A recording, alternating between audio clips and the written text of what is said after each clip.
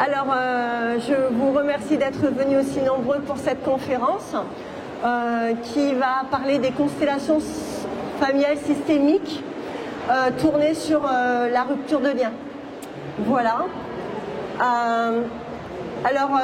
Moi, je fais des constellations selon Bert Hellinger, et c'est un Allemand qui est né en 1925 en Allemagne, qui a été pendant très longtemps en Afrique du Sud, et il a pris conscience en fait que les lois systémiques dans les familles étaient importantes et que si elles n'étaient pas respectées, il y avait des désordres qui se passaient.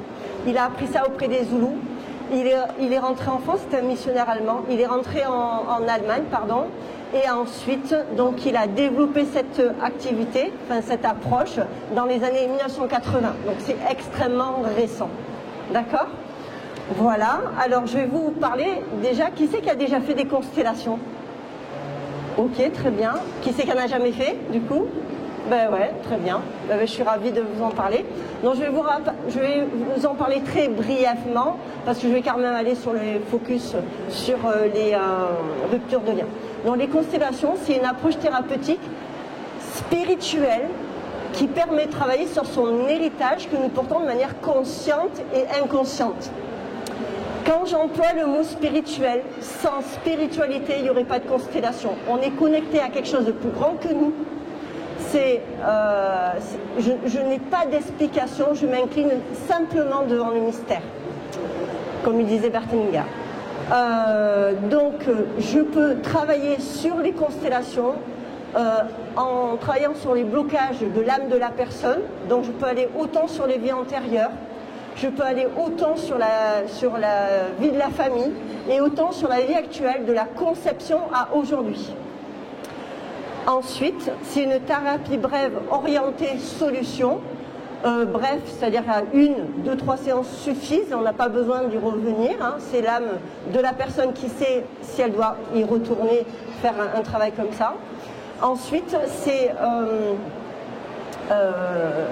orienté solution, c'est-à-dire la demande que vous allez faire. Je vais aller à une solution de la demande. Par exemple, là, en disant, par exemple, je veux renouer avec ma soeur. Voilà, ça c'est une demande claire et c'est là où je vais partir. J'ai pas besoin, moi, dans ma manière de faire, d'avoir des renseignements supplémentaires sur la famille. Alors, je vais vous expliquer en prenant une métaphore, c'est-à-dire, c'est comme si on montait sur un bateau. C'est-à-dire que vous êtes, vous, à la barre avec votre demande et moi, je suis à la voile. On va naviguer ensemble et en fonction de la demande que vous allez me faire, je vais aller m'orienter vers une île. Il y a plusieurs traumas où on a plusieurs blocages dans notre vie. Et généralement, en fait, en allant sur cette île, vous allez prendre en fait des clés qui vont vous permettre en fait d'ouvrir des portes. Ça vous permet en fait de saisir des opportunités, d'avoir une perception de vous, des autres et du monde différente. Bien sûr, on ne peut pas changer les autres. Mais par contre, la personne qu'on peut changer, c'est nous-mêmes. C'est-à-dire qu'on va changer quelque chose dans notre perception, dans notre compréhension, et après, on va agir différemment. C'est ça la différence. Comme toutes les thérapies d'ailleurs. Il n'y a pas que la mienne. Voilà.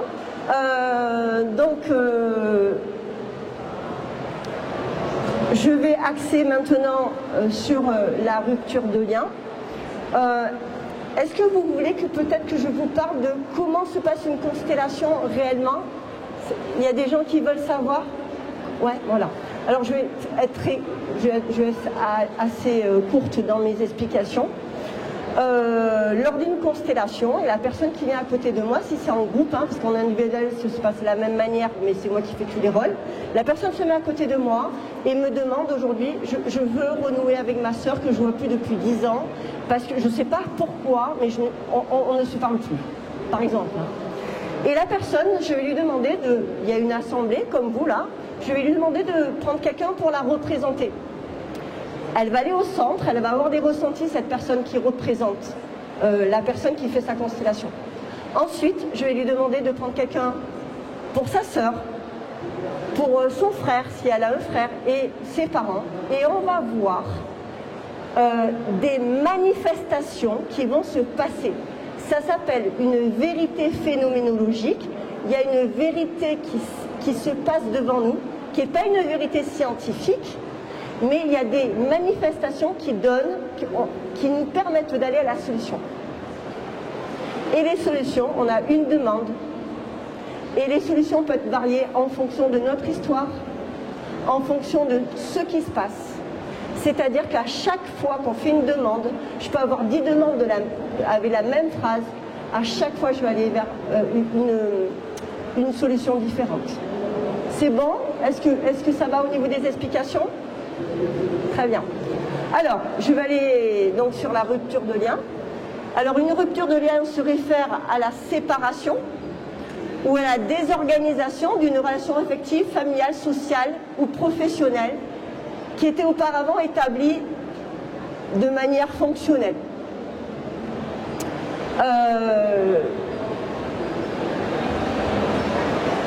Voilà, donc généralement, dans la famille, il y a des gens qui sont liés et à un moment donné, ils vont se délier. Et généralement, des fois, on ne comprend pas la cause. Des fois, on le sait, mais des fois, on ne le sait pas. Et les constellations, ça permet d'avoir ce lien, ce sens, ce lien invisible avec ce que l'on vit ici et maintenant. D'accord? Alors, il y a différentes facettes des ruptures de liens. Alors, il y a les nuances partielles, temporaires et définitives et permanentes. Donc, généralement, on vit une rupture de lien et en fonction de la personne qu'on ne voit plus, il y a souvent de la souffrance.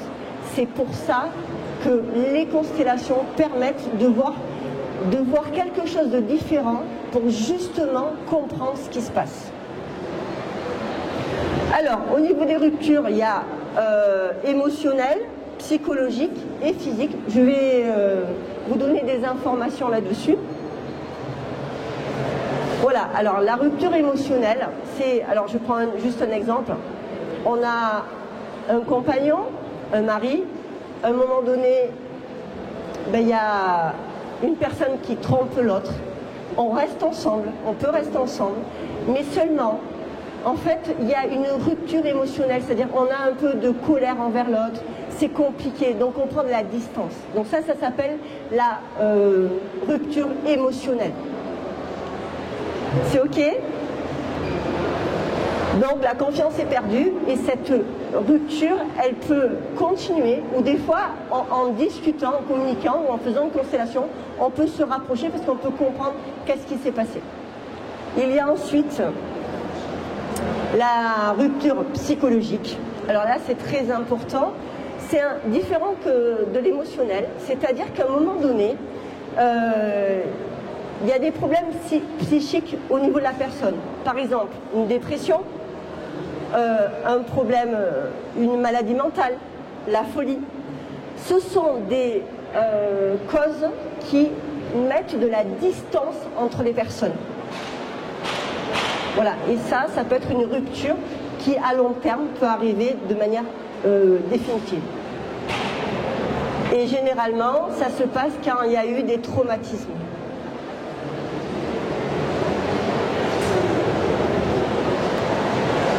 Rupture physique.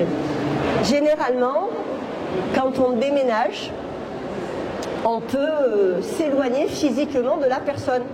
C'est-à-dire notamment quand un enfant va faire des études à l'étranger, par exemple, je prends un exemple, il y a une rupture physique, mais l'émotion, c'est-à-dire on peut toujours aimer son enfant, être en contact avec lui, mais il y a une distance. Et la distance peut être là. Mais il n'y a pas de, il n'y a pas de rupture émotionnelle. Et des fois, il y a les deux. Donc c'est important de voir ça. Quand il y a une séparation, notamment quand il y a un divorce, c'est possible qu'il y ait une distance, une rupture physique qui se passe. Et à un moment donné, la rupture fait que la distanciation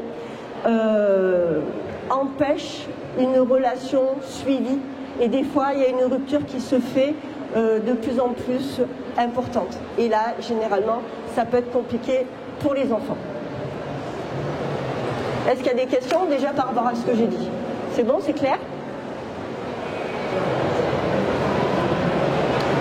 Alors, les conséquences des ruptures de lien dans les générations suivantes, généralement, quand il y a des drames, des conflits qui se passent, généralement s'ensuit des conséquences pour les membres de la famille. Et généralement, si c'est vraiment très important, ça peut aller jusqu'à 9 générations. 9 générations. Dans l'ensemble, c'est 4, c'est-à-dire que quand on travaille sur le transgénérationnel, on va travailler sur 4 générations. Mais, alors je prends l'exemple de l'inceste, dans les cas, dans les systèmes où il y a l'inceste, ça peut aller jusqu'à 9 générations, les conséquences de l'inceste dans les familles. Et ça se voit. Voilà. On porte dans nos gènes le berceau de l'humanité. Donc 9 générations, c'est un peu, mais on peut aller vraiment très loin, des fois.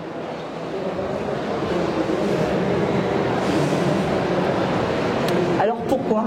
Bien sûr, pourquoi? Oui, dites-moi. Est-ce qu'on considère, par exemple, nos enfants, c'est la première génération après? C'est nous. Quand je parle de 9 générations dessus, c'est par rapport à chaque fois nous. Nos enfants, c'est les descendants. Nous, après, c'est les ascendants. Voilà, 9 générations. Et voilà. Mais on peut porter aussi l'histoire des Vikings, on peut porter l'histoire des Sarrasins. Moi, je pense qu'on peut porter bien plus que ça. Voilà. C'est bon. Alors, tout ce que je dis, bien sûr, ça n'engage que moi. Je n'engage que ma parole, hein. Je n'engage pas les autres animateurs de constellation. Voilà. Alors, pourquoi? Ça, c'est important. Les familles, les organisations constituent un système interactif. Tout est, tout est lié. Et obéit à des lois systémiques, à des règles. Si les règles ne sont pas respectées, il y a vraiment, en fait, des conséquences. Tout le système familial, quand il y a une règle qui n'est pas respectée, va être désorganisé. Et pour pouvoir continuer, il y a quelqu'un de la famille qui va reprendre le flambeau, qui va en fait avoir les mêmes façons de fonctionner, avoir le même destin. Pourquoi? Pour ne pas oublier ce qui s'est passé, pour ne pas oublier le drame qui s'est passé dans la famille.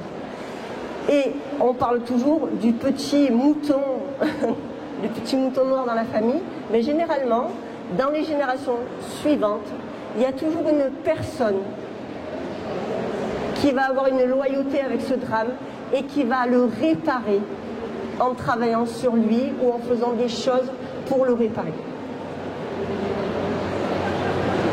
Alors, important aussi de le dire, on constate au travers des constellations que le lien de sang est bien plus important que le lien éducatif. Il est important, mais pas aussi important que le lien de sang. C'est pour ça que les enfants qui ont été abandonnés portent aussi dans leur gène l'histoire des parents qui ont abandonné cet enfant. C'est important. Et c'est pour ça que je travaille aussi avec des enfants qui ont été adoptés. On arrive à avoir des informations pourquoi ils ont été abandonnés.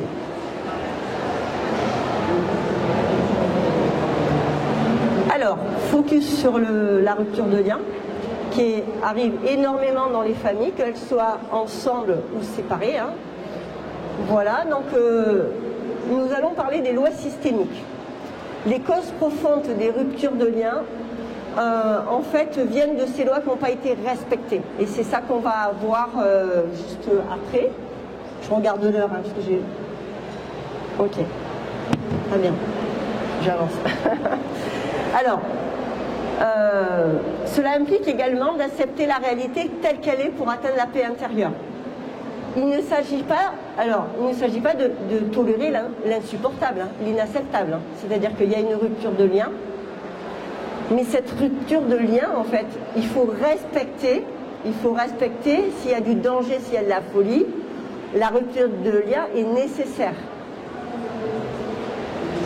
C'est important. S'il y a la maltraitance, c'est nécessaire. Mais la rupture de lien, elle a un sens qui vient de nos racines, qui vient de notre histoire. Et ce qui est important, pour accepter cette rupture de lien, il est important de savoir pourquoi aujourd'hui on est en rupture. Ça donne du sens. Alors, très important, accepter la réalité telle qu'elle est, ça veut dire qu'on va aller traverser notre souffrance de la rupture de lien pour aller vers sa puissance. Traverser sa souffrance, c'est-à-dire traverser sa tristesse, sa colère, l'injustice, la trahison. Si on la traverse et qu'on la transcende, ça va nous faire aller vers la paix, ça va nous faire aller plus loin. C'est ça que les constellations peuvent apporter. Donc pas à pas, hein, c'est pas je claque des doigts, tout marche bien. C'est pas à pas. Je vais aller vers l'acceptation, je vais aller vers la paix, je vais aller vers la sérénité. Et à chaque épreuve que je vis, je vais aller voir qu'est-ce qui se passe derrière. Qu'est-ce que ça m'apprend? Quel enseignement j'ai derrière? Et les constellations, c'est vraiment au niveau de la spiritualité, ça permet de toucher l'amour inconditionnel. Je ne dis pas que c'est facile, mais c'est le chemin. Alors, je vais aller sur les lois systémiques. Il y a 4 lois systémiques importantes. Donc l'appartenance, l'ordre, la hiérarchie, l'équilibre entre le donner et le recevoir, et la préséance. Et là, je vais en parler, parce que si ce n'est pas respecté, il va y avoir des conséquences, et notamment des ruptures de lien. Alors, chaque personne, chaque membre de la famille a le même droit à l'appartenance. Ordre de base essentiel, toute personne appartenant au système familial a ce droit et le respecter est juste et bienfaisant. Enfreindre ce principe conduit à des crises graves et des maladies.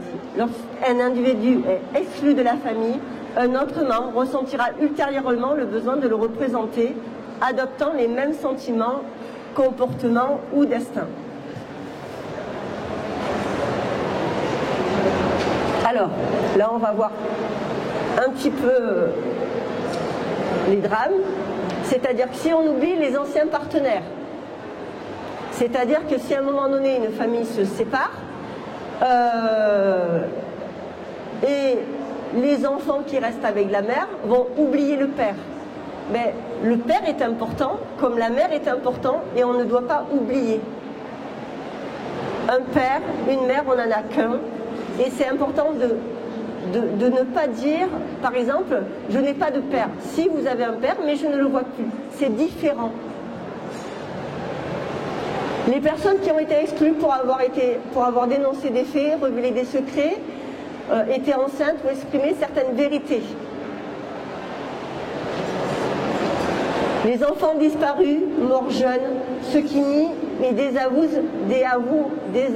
les avortements, les adoptions, les personnes qui ont une orientation sexuelle et des idéaux politiques différents, les personnes qui ont été spoliées, volées, tuées. Tous les crimes, tous les drames qui se sont passés ont une importance sur les descendants. Et je prendrai des exemples à la fin. Là, je vais vraiment dire en gros tout ça, je prendrai des exemples. Il y a des questions par rapport à ça? Dites-moi. Par exemple, tous les drames qu'une personne peut vivre, si elle embraye, si je puis m'exprimer ici, la chose maintenant, pour pas que ses descendants le vivent, c'est mieux ou non, ça sert? Alors, très important votre question. C'est-à-dire qu'on vit ici et maintenant un drame. À un moment donné, de traverser sa souffrance, de traverser l'épreuve, de dire ce qui s'est passé. C'est là où on va, en fait, c'est pas le secret en fait, c'est le non-dit du secret qui est compliqué. Si on dit les choses et qu'on va travailler sur soi pour, j'allais dire, évacuer la souffrance que l'on a vécue par rapport à un événement, les descendants ne portent pas le drame. c'est ça qui est important, c'est de dire ce qu'on a vécu. Voilà, c'est ça la différence. Si on a été adopté, que les parents ne parlent pas de l'adoption à leur enfant qu'ils ont adopté, c'est un drame pour lui parce qu'il ne va pas comprendre en fait. Mais si on parle que ben, tu as été adopté dans tel pays, tu es roumain, je veux dire, tu as été adopté à tel endroit, voilà. Là, il n'y a pas de drame parce que ça a été dit en fait. C'est les secrets qui sont été non dits en fait, qui portent en fait, j'allais dire que nous portons 4 générations après et qui font des ruptures de lien. Voilà. Ok, voilà, donc là je parle de ça, mais je prendrai des exemples par la suite. Alors, le droit d'appartenance, tout le monde a le droit d'appartenir à la famille, qu'on soit homosexuel, transgenre, maintenant c'est le mot qui est important, si on a des idéaux politiques différents, on est dans une famille, et c'est important de respecter la différence. Alors moi je prends l'exemple de la guerre d'Espagne, qui a vraiment fait des ravages dans les familles, parce que dans une même famille, il y avait des gens qui étaient pour Franco, et des gens qui étaient pour l'autre liberté. Et ça a engendré au sein de la famille des sacrées conséquences. Et il y a des gens qui sont partis à l'étranger parce qu'ils n'étaient pas pour Franco et ils n'ont plus revu leur famille. Aujourd'hui, des gens qui ont vécu ça, et des fois, les enfants ne voient plus leurs parents à cause de ça. Donc, plutôt que l'exclusion et le rejet, il est préférable de favoriser l'accueil, l'intégration et la réparation. Il est important, quand les gens font des fautes, ils font des erreurs, de réparer. Et la réparation, pareil, permet d'arrêter la rupture de lien, de ne pas favoriser la rupture de lien. C'est la réparation d'une faute qu'on a faite.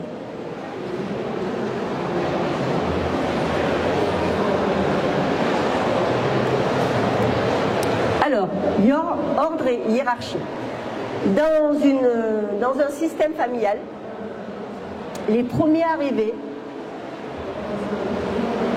sont par ordre d'arrivée. D'accord ? Alors, je vais faire... les parents sont les premiers et ils ont, j'allais dire, l'obligation d'élever les enfants. Alors, je vais prendre cet exemple qui est important dans l'ordre et la hiérarchie. Alors, on va bien comprendre. Si on a une famille, donc on a un père, une mère, d'accord ? On a des enfants, c'est-à-dire on en a 1, 2, 3, d'accord ? Si à un moment donné, on a une IVG ou une fausse couche, donc c'est 1, 2, 3, 4, 5. La fausse couche, comme l'IVG, font partie du système familial. C'est pour ça qu'en constellation, ce que vous avez vécu, d'accord, est important. Dans la famille, si par hasard, en 1914, 1915, un père est mort à la guerre,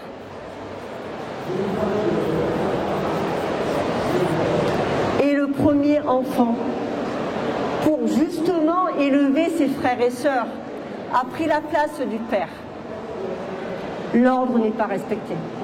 C'est-à-dire que l'enfant n'est plus à sa place. Il va survenir aux besoins de la famille, mais en prenant la place du père. Et là, ça a des conséquences. Tout est décalé. Et il y a des conséquences de rupture de lien pour cette raison.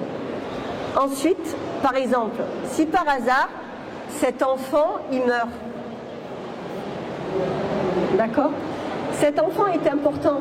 Si on ne parle pas de cet enfant, ça peut être très très grave, parce que si la souffrance, la colère, la tristesse, on n'en parle pas, les descendants porteront, j'allais dire, ce drame-là, en ayant une famille triste, une tristesse, j'allais dire, qui est dans toute la famille, où on n'a pas le droit d'être heureux, où on n'a pas le droit d'être gai, où il n'y a pas de possibilité de vivre de manière légère. C'est ça le drame qu'on peut avoir quand un enfant décède dans une famille, 4 générations après. Il y a souvent des gens qui viennent me voir me dire j'ai une très très grande tristesse au fond de moi et je ne sais pas d'où ça vient. Des fois je vais voir quelques générations plus tard, enfin plus haut, qu'est-ce qui s'est passé s'il y a eu des décès. C'est bon? Voilà. Donc généralement, là donc il y a l'ordre. Donc les parents, ils passent avant les enfants, d'accord? L'ordre, c'est-à-dire que là, il y a un ordre à respecter de ce côté et un ordre à respecter comme ça. Quand on est, là c'est le premier, deuxième, troisième, quatrième, cinquième. C'est bon? Chaque personne, c'est-à-dire même si c'est une fausse couche, c'est une âme qui vient s'incarner, mais qui ne reste pas.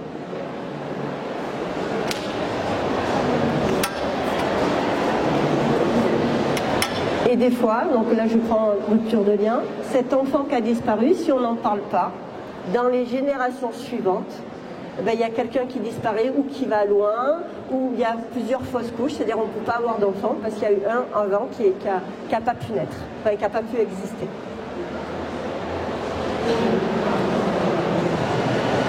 Alors, chacun, donc respect des rôles et du destin, chacun son rôle et chacun sa place. Tout le monde doit respecter le destin des parents et le destin de ses frères et sœurs. Si ce n'est pas respecté, qu'on prend le fardeau sur ses épaules, c'est-à-dire qu'en plus que c'est compliqué de porter, d'avoir son destin, si on porte en plus le fardeau d'une autre personne, ça va, j'allais dire, alourdir. Et c'est souvent les gens qui viennent me voir me disent « je porte un poids et je ne sais pas lequel ». C'est-à-dire que les descendants portent un poids qui ne leur appartient pas. Il y a des questions par rapport à ça ?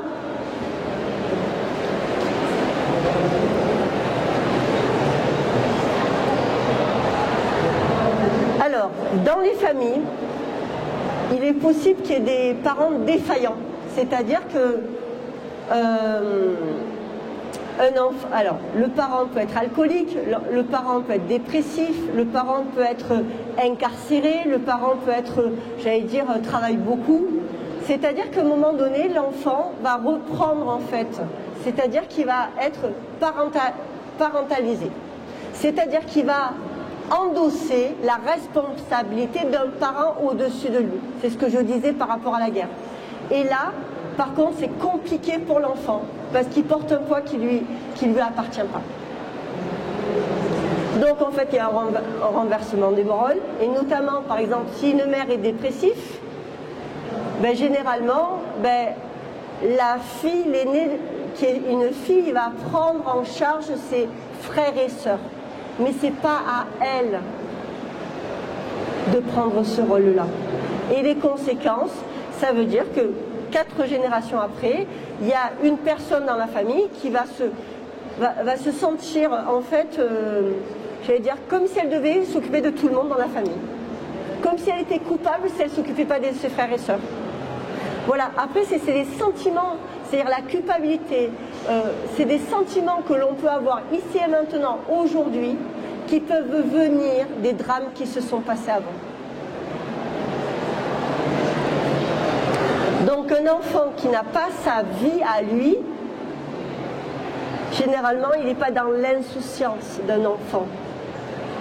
Et c'est ça qui est important.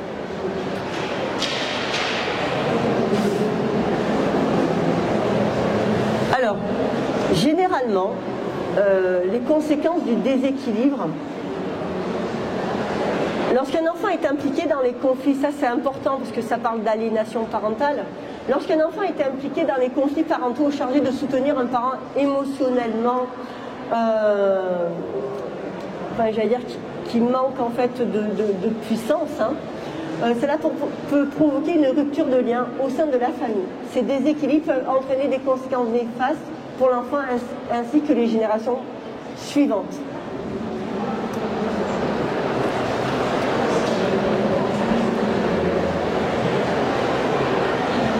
Il y a des questions ?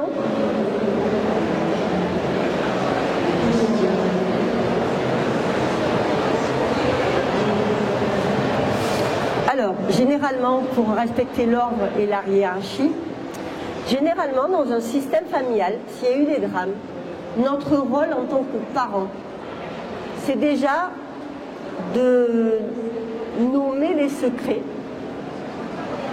changer notre manière de faire pour qu'il y ait un équilibre qui se fasse dans la famille. En prenant chacun sa place et en assumant ses rôles. Quand on est une mère ou quand on est un père, on va prendre ses responsabilités éducatives, sa place. Parce que si au-dessus de nous, ça n'a pas été fait, nous, notre rôle, c'est de changer la manière de faire. Et c'est comme ça qu'on change les choses dans le système familial. Et à un moment donné, c'est aussi de prendre sa responsabilité. S'il y a des personnes, si un enfant prend la responsabilité de ses frères et sœurs, à un moment donné, il faut aussi laisser aux autres leur responsabilité. Je ne dis pas que c'est facile non plus, mais c'est essentiel. On a chacun notre destin et on peut accompagner l'autre, mais pas prendre le destin de l'autre, pas remplacer, pas prendre en charge l'autre qui est auprès de vous. Vous avez juste à l'accompagner.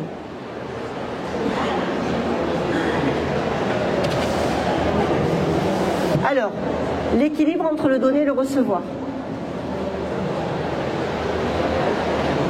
L'harmonie dans les relations, couple, amicales, professionnelles, repose sur un équilibre entre le donner et le recevoir. Si cet équilibre n'est pas respecté, la relation peut en être affectée.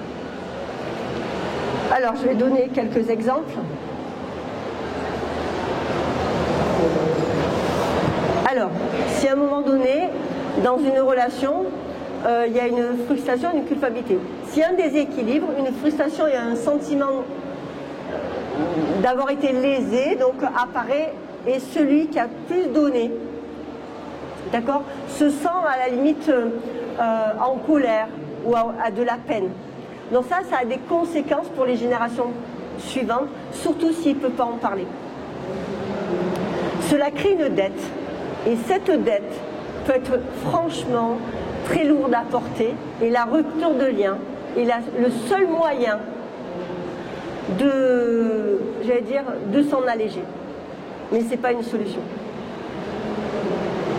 Voilà, donc si elle n'est pas reconnue et réparée, elle peut provoquer une rupture de lien, et les conséquences sont souvent lourdes pour la personne qui se met à l'écart de tout ça. Alors, donc ça veut dire que, alors moi souvent je travaille sur 4 générations, c'est-à-dire que quand il se passe un drame, souvent 4 générations après, on en porte les conséquences. C'est pour ça que je reviens souvent 4 générations après, enfin avant. Alors,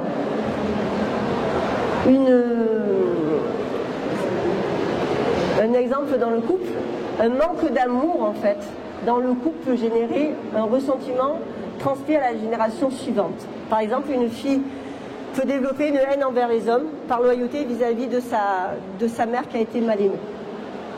Ça c'est important, ça se voit énormément. Et notamment quand il y a la perversion dans un système, quand il y a la manipulation, où à un moment donné, un des deux parents est utilisé par l'autre. Les conséquences sont graves, parce qu'à un moment donné, il y a vraiment, je vais dire, un sentiment d'avoir été, il y a de la colère, il y a un sentiment de frustration. Et ça, si il n'a pas été dit, en fait, si ça n'a pas été dit, c'est pour ça, si ça n'a pas été dit, ça se porte par les générations suivantes. Et on répète ça 4 générations après, où les gens viennent me voir en disant « je n'arrive pas à avoir une relation de couple harmonieuse ». Je tombe toujours sur des personnes qui sont toxiques. Souvent, ça vient d'un déséquilibre entre le donner et le recevoir.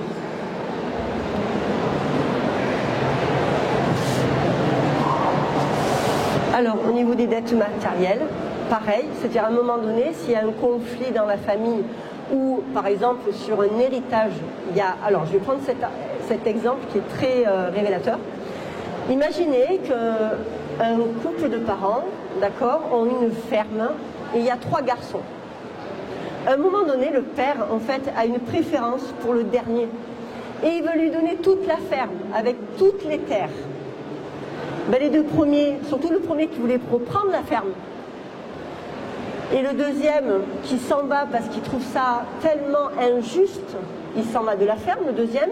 Le premier, il est vraiment dans le sentiment de frustration d'avoir été lésé. Et le dernier, il a tout. Eh bien, 4 générations après, souvent je l'ai retrouvé. En fait, la personne qui a tout eu, tout l'héritage. Alors, je vais prendre cet exemple. Donc, il y a les parents. Et il y a les 3 garçons. Et bien, celui-là qui a tout eu, d'accord? Eh bien, 4 générations après, vous savez quoi? Il y a des biens. Là, le notaire, il doit... souvent le cas. 4 générations après, il n'y a aucun bien qui peut être partagé. C'est-à-dire que la personne qui est ici, elle a 3 enfants. Et les 3 enfants se disputent comme ça s'est passé 4 générations avant. Il n'y a plus de rapport harmonieux entre les enfants. Et en plus, il y a des disputes et l'héritage ne peut pas être partagé. Et pendant des fois 20 ans, il ne se passe rien. C'est-à-dire rien n'est possible dans le partage de l'argent, des terres et de tout ça. Donc c'est important de voir que les dettes matérielles, si à un moment donné la répartition n'est pas bien faite, il y a des conséquences sur les descendants. Donc là je vous conseille vraiment, si vous avez des enfants, même s'il y en a, il y a des préférences ou pas, de donner exactement la même chose à tous vos enfants. Même si un enfant ne veut plus vous voir. C'est indispensable pour arrêter la répétition. C'est bon? Oui, dites-moi. Alors, qu'est-ce qui se passe? Alors, qu'est-ce qui se passe pour les 2 autres? Très important, c'est vrai. Alors, lui qui est parti à l'étranger, d'accord, bah, il peut ne pas avoir d'enfant, il n'y a plus rien qui se passe, c'est possible. Et, ou alors, il y a des descendants, et les enfants vont aller à l'étranger et ils vont errer, ils vont rien avoir. Parce qu'à un moment donné, cette personne-là n'a pas revendiqué sa part. Eh oui, il n'a pas revendiqué sa part. Là, c'est pareil, c'est à un moment donné, les gens ils viennent me voir, ils me disent, il y a un problème d'héritage, et pour ne pas faire de conflit, je veux rien. Alors moi, souvent je dis, non, vous avez le droit, chaque enfant a le droit d'avoir sa part. Et ne pas prendre sa part, ça veut dire que vos enfants n'ont pas de valeur. Tous les enfants ont la même valeur. Tous les enfants ont droit à une appartenance. On a le droit d'avoir sa part de l'héritage. Et aller vers la justice, demander à la loi, en fait, de nous aider dans cette répartition d'héritage. Ça vous permet, au niveau du système, que tous les enfants ont de la valeur et vos enfants ont de la valeur. Parce que vous avez demandé votre part. Donc le conflit, en fait, aller au conflit, en fait, aller vers la loi, en fait, vous permet d'arrêter la répétition. Oui, excusez-moi. Alors, mon ex-mari a donné l'entreprise à mon fils et ma fille se sent frustrée. Moi, en travaillant sur moi, ça peut réparer ça? Alors, on en reparlera, mais c'est un déséquilibre. Quand il y a une frustration quelque part, il est clair que quand il y a une frustration quelque part engendrée, il faut justement répartir, faire autre chose. C'est-à-dire que si un enfant il prend l'entreprise de son père, la fille peut avoir en compensation de l'argent qui vont répartir l'héritage. C'est important. Sinon, c'est pas normal que le bénéfice aille que d'un côté et pas de l'autre. Voilà, c'est important. Hein. Ok, alors là je vais sur le cas de la guerre. Donc c'est une sacrée... Bon, il y a plein de guerres. Guerre d'Algérie, guerre de 14-18, guerre de 39-45, guerre d'Indochine. Toutes ces guerres ont des impacts sur notre vie aujourd'hui. D'accord, c'est important, moi je le vois énormément. Si par hasard, donc là je prends cet exemple-là, vous comprendrez tous, quand il y a des personnes, il y a des résistants hein, en France, hein, 39-45, il y a eu des résistants, mais il y a aussi des gens qui ont envoyé des personnes en camp de concentration. Et les personnes qui ont envoyé des personnes en camp de concentration, mais généralement on emporte une dette. C'est-à-dire que on ne peut jamais gagner d'argent, on ne peut jamais avoir quelque chose à soi, etc. Donc ça peut être possible de porter ça dans notre manière de faire. Et généralement, c'est un sentiment qu'on a qui empêche de vivre. Enfin, les personnes sont des victimes.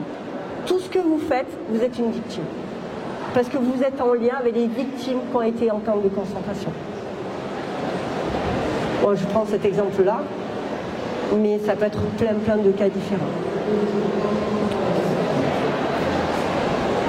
Qu'est-ce qu'elle doit faire, la personne? Alors, qu'est-ce qu'elle doit faire? C'est à un moment donné, après, c'est un cas par cas. C'est-à-dire que quand on fait une constellation que la guerre sort dans ce cas-là, donc on va réparer. Il y a vraiment une réparation à faire.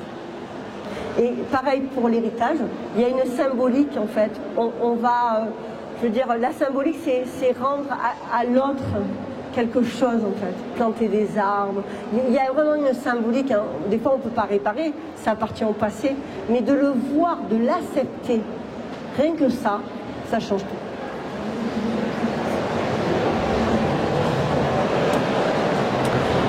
Alors, donc c'est reconnaître le désordre familial, donc ça je l'ai dit, rétablir l'équilibre, deux voies, je rends ou je transmets. Je rends, hein, ici là, 4 générations après, moi j'ai eu des personnes qui ont symboliquement rendu de l'argent ou des terres aux gens qui n'en avaient pas eu. Voilà, parce qu'ils ont compris en fait ce qui s'est passé et pour eux c'était juste de faire ça. Sinon, ça peut être simplement symbolique. Voilà. Transmettre. À un moment donné, quand on est thérapeute, quand on est, dans une entreprise où on est au service de la vie, on transmet.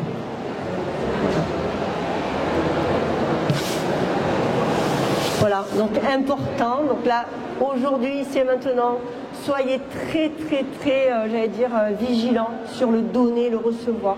Il faut que vraiment il y ait un équilibre dans toute relation que vous avez au niveau professionnel, au niveau personnel. Si ce n'est pas équilibré, il y aura une conséquence sur vos enfants et arrière-petits-enfants. Alors la préséance. Alors la préséance, c'est les enfants passent avant, enfin les parents passent avant les enfants. Sans parents, il n'y a pas d'enfants.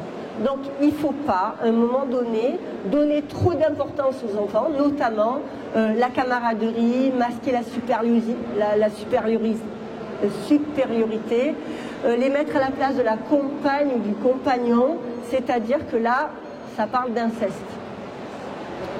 Si à un moment donné, l'enfant remplace la mère ou le père, voilà, et qu'il y a une inceste qui se crée 8 générations après, 8-9 générations après. C'est impressionnant les répétitions. C'est-à-dire que quand il y a l'inceste, les générations suivantes, il y a viol, il y a perversion, il y a relations toxiques, il y a en fait des gens qui n'arrivent pas à avoir d'enfants, il y a en fait des personnes qui ne pourront jamais être en couple, dont les conséquences sont vraiment différentes. Il y a vraiment, enfin, voilà, il y a vraiment des conséquences parce que dans la structure de la famille, l'inceste, ça fait partie des choses qui ébranlent la structure familiale. Et 4-5 générations après, les personnes ne s'entendent pas, il y a des ruptures de liens, des gens qui sont en exil, des gens qui sont en fait exclus, et dans tous les domaines de sa vie, c'est-à-dire professionnel, personnel, familial, amical. Et généralement, ils passent à côté de leur vie. Donc le respect de la préséance, on reste parents et nos enfants sont des enfants où on va leur donner tout ce qu'il faut, l'équilibre, la sécurité pour qu'ils puissent s'épanouir. Et s'il y a un dysfonctionnement, notre rôle, c'est de faire en sorte, avec la loi, avec notre manière de faire, de changer la donne. Nous avons une responsabilité aujourd'hui, en tant que parents, d'arrêter les répétitions. C'est notre rôle. Donc il y en a qui disent oui, je suis un petit mouton. Non, non, c'est soyons responsables. Prenons notre rôle à cœur. Et allons jusqu'au bout de ce qui est juste pour nous. Il n'y a pas de solution, il y en a 200 de solutions. Mais ce qui est juste pour nous, pour rétablir l'équilibre, eh ben, j'y vais. Parce que pour moi, c'est important d'arrêter les répétitions. C'est bon pour vous ?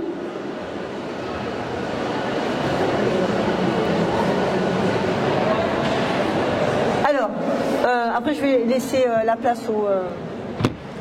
Alors, donc, quelle histoire se cache derrière les ruptures de liens? Bon, là j'ai tout un petit peu... Donc vous avez vu les règles systémiques. Là j'ai un petit peu mis tout généralement pour mettre en conclusion. Donc tout ce qui dysfonctionne, c'est séparation, divorce, décès prématuré qu'on oublie, exclusion, rejet familial, abus et violence familiale, suicide, maladie mentale, migration, éloignement géographique, secret de famille et non dit, problème d'héritage et conflits financiers, addiction, comportement destructeur, conflits intergénérationnels. Voilà, donc c'est important que je puisse en fait vous dire à peu près, mais il y en a plein d'autres, hein, c'est pas ça. Donc maintenant je vais répondre aux questions. Alors attendez, check. Je vais faire ça, après je réponds. Donc en fait le but des constellations, c'est de mettre en lumière tout ce qui s'est passé dans la famille pour déjà, je veux dire, pour savoir pourquoi vous vivez ça aujourd'hui. Qu'est-ce qui se passe dans ma vie aujourd'hui pour qu'aujourd'hui j'ai une dette, pour qu'aujourd'hui j'ai de la tristesse, ou pour qu'aujourd'hui j'ai de l'angoisse, pour qu'aujourd'hui je sois en difficulté avec mes enfants. Je vais aller voir qu'est-ce qui s'est passé pour qu'aujourd'hui je vive ça.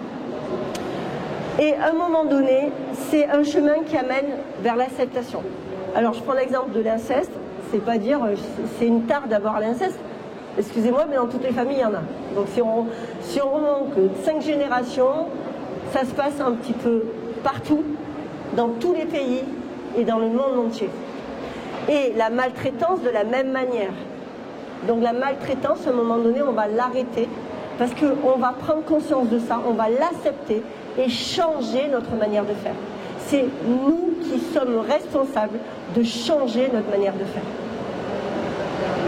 Et les constellations nous amènent à avoir assez, j'allais dire, d'énergie, de joie de vivre, d'avoir de la puissance pour accepter et changer la donne. C'est bon pour vous? Alors, je vais répondre aux questions. Voilà, ça y est. Madame. Alors moi, j'aimerais savoir quand on fait une constellation. Donc moi je suis maman, d'accord, on fait une constellation. Alors, je vais vous donner le micro. Alors quand on fait une constellation, pour moi par exemple, pour mes milliers d'années, j'aimerais savoir si moi je la fais, donc ça va très bien pour ma fille, pour mes petits-enfants, mais mon mari, est-ce qu'il est obligé de faire aussi une constellation pour que lui, ça transgénérationnel? Très important. Alors la dame me demandait s'il fallait que ce soit elle et son mari qui fassent tous les deux la constellation. Donc déjà, si c'est possible, je vous invite que vous, de votre côté, vous fassiez la constellation et votre mari aussi, s'il est d'accord. Si votre mari, vous n'avez plus de nouvelles, voire il ne peut pas, pour différentes raisons, folie, perversion, etc. Donc ça veut dire que déjà tout ce que vous allez faire, c'est comme si on avait un virus. Si vous enlevez le virus, eh bien, les choses vont changer. Et ça, c'est énorme. C'est-à-dire tout ce que vous allez faire va permettre de transcender, transformer ce que vous allez mettre en place avec vos enfants. Et généralement, quand les gens viennent me voir, en fait, pour dire j'ai un problème avec mon enfant, ou mon enfant est angoissé, il a des problèmes de phobie scolaire et tout. Moi, généralement, je travaille sur les parents en premier, en fait, et déjà sur la personne qui vient me voir. Et comme c'est systémique, les conséquences, c'est-à-dire que tout le monde va bénéficier de ça. Et si tout le monde fait la constellation à tous les niveaux, ça marche encore mieux. Et moi, j'ai des familles que je suis depuis plus de 10 ans. Il y avait un enfant, un neveu qui avait il y avait des problèmes d'alcoolisme. Il ne boit plus d'alcool, mais par contre, tout le monde a fait sa constellation. Toute la famille. Mais ça a pris du temps. Mais on peut changer la donne quand tout le monde se sent concerné. Parce que c'est comme si on avait un virus. Alors c'est l'alcool, c'est la dépression, c'est la folie. C'est comme s'il y avait un virus partout. Mais si tout le monde y travaille, on peut s'en alléger. D'autres questions? Ah, c'est terminé. Donc je vous remercie à tous d'avoir vraiment été là pour cette conférence. Je vous ai laissé des papiers à l'entrée. Merci beaucoup. Et je reste à votre écoute. N'hésitez pas à m'appeler, à me laisser un mail par rapport à des renseignements que vous n'avez pas vus aujourd'hui. À très bientôt. Au revoir.